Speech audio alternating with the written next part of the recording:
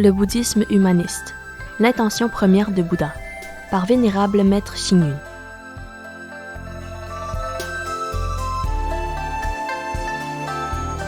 « 4. Les œuvres caritatives.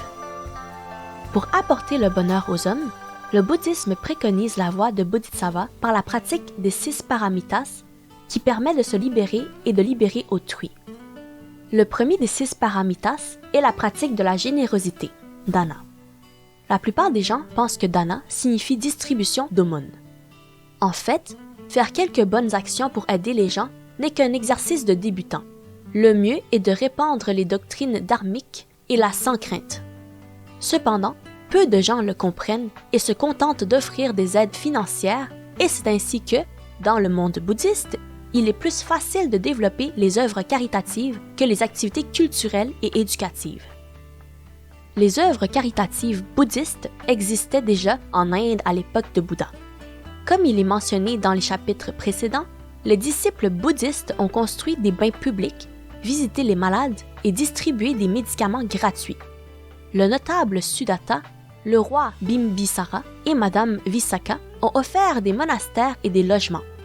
Plus tard, le roi Ashoka a organisé de grandes assemblées de compassion sans limite, construit des auberges pour héberger les voyageurs et des herboristeries pour offrir des médicaments et de la nourriture aux malades et aux plus démunis. Telles furent les premières œuvres caritatives et d'assistance publique du bouddhisme. En Chine, les grands maîtres éminents ont suivi les instructions de Bouddha et pratiqué les activités charitables pour rendre service à la société. Ils créaient des écoles gratuites, reboisaient les forêts, creusaient des puits, réparaient les ponts et les routes, distribuaient de la nourriture et des cercueils, aidaient les gens en situation d'urgence, fondaient des centres de prêt d'argent et des infirmeries, etc. Toute action qui peut procurer de l'intérêt aux êtres est une démarche de la voie du Bodhisattva et permet aussi de faire entrer le bouddhisme humaniste au sein de la société. La liste des bonnes actions des maîtres éminents du passé est fort longue, de même que les activités caritatives du bouddhisme humaniste de l'époque contemporaine. Après la révolution Xinhai 1911 et suite au développement de l'esprit de réforme du bouddhisme, les bouddhistes ont aussi organisé de nombreuses œuvres de charité pour faire le bien.